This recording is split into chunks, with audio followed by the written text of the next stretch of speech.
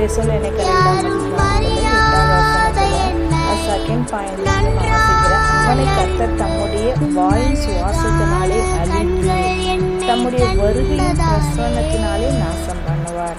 ரொம்ப ஆச்சரியமா இருக்கு வசனம். அவனை கர்த்தர் தம்முடைய வாயின் சுவாசத்தினாலே அழித்து. அப்போ பாருங்க, ஒரு பாவம் செய்கிற கிரியைகளா இருக்கட்டும், சத்துருக்களா இருக்கட்டும், சர்ப்பங்களா இருக்கட்டும், தேடுகளா இருக்கட்டும், எந்த பிசாசனுடைய கிரியையில இருந்தாலும் அவருடைய சுவாசத்தினால, வாயின் சுவாசத்தினால என்ன பண்ணுவாரா, அதை அழித்திடுவாராம். தம்முடைய வருகையின் பிரசன்னத்தினாலே எல்லாம் நாசம் பண்ணிடுவாராம். பாருங்க, ஆண்டோடைய வசனத்தினால அவருக்கு பார்த்தீங்கன்னா லூக்காவில் மார்க்கில் பார்த்தீங்கன்னா 4ஆம் அதிகாரத்தில் 39ஆம் வசனத்தில் அவர் சொல்றாரு, அவர் எழுந்து காற்றை அதற்கு கடலை பார்த்து இறையாடி அமைதலாக இருந்தார். ஒரே ஒரு வார்த்தை, வாயின் சுவாசத்தினால அவர் சொல்ற வார்த்தையில கூட அந்த கடல் அமைதலாயிடுச்சுங்க. அப்படிதான் உங்க பிரச்சனைகள் கூட அமைதியில் ஆயிடும். உங்களுக்கு விரோதமாக எழும்புகிற சத்துருக்களை கூட ஆண்டவருடைய வாயின் சுவாசத்தினால அழிப்பாரு. அவருடைய வருகையின் பிரசன்னத்தினால் அதெல்லாம் நாசம் பண்ணுவேன் ஆண்டு சொல்றாரு. அதுக்காக நீங்க எதற்கும் பயப்படாதீங்க, கவலைப்படாதீங்க, கண்ணீரோடு இருக்காதீங்க.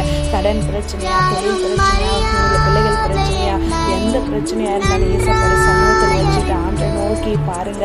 ஆண்டு உங்களுக்கு உதவி செய்யதான் வந்திருக்கிறார். அவருடைய சுவாசத்தை நேசிங்க, அவரை நேசிங்க, அவரை கூப்பிடுங்க. அவங்க சத்தத்தை கேட்க அவர் ஆவல அவங்க பக்கத்தில் நிற்பார். அன்றைய சொல்கிற அன்றைய சோமல்லாம் பசுத்தமுள்ள பிதாவே துதிக்கிறப்பா, கேட்கிறேன் யாவரும் மேலே அப்பா ஊற்றப்பட நான் செபிக்கிறப்பா.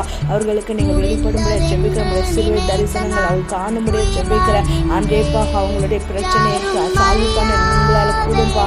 அவங்க விசுவாசிக்கிறவர்களாக மாறட்டும். சுவாசத்தினால அப்பா நீதிமான் பிழைப்பான் என்று வேத வாசனம் சொல்லுகிறது. வாயின் சுவாசத்தினால சத்துருக்களை அழிக்க வல்லமுள்ள ஒரு தேவன் உண்டு. அவர் வருகையின் பிரசன்னத்தினால் அன்று சத்துனுடைய கிரிகளை அழிக்க அவரால் வல்லமை உண்டு என்பதை விசுவாசிக்கிற இருதயத்தை கொடுங்க. பிரச்சனைகள் மாறட்டும். அன்றே உங்க குடும்பங்கள சமாதானம் சந்தோஷமும் அன்றே பெருகட்டும் என்று சொல்லி நான் சொல்லிக்கிறப்பா. தேவனாக கர்த்தர் நீர் அவங்க குடும்பங்களை ஆசீர்வதிங்க, பலப்படுத்துங்க. எல்லா இக்கட்டுகளையும் அவங்களை விடுதலையாக்கி அப்பா நீர் இருக்கிறீர் என்பதை அவங்களுக்கு உறுதிப்படுத்துங்க. அற்புதம் நடக்கட்டும், அதிசயங்கள் நடக்கட்டும். இயேசுவின் நாமத்தில் ஜெபிக்கிறேன் நல்ல பிதாவே.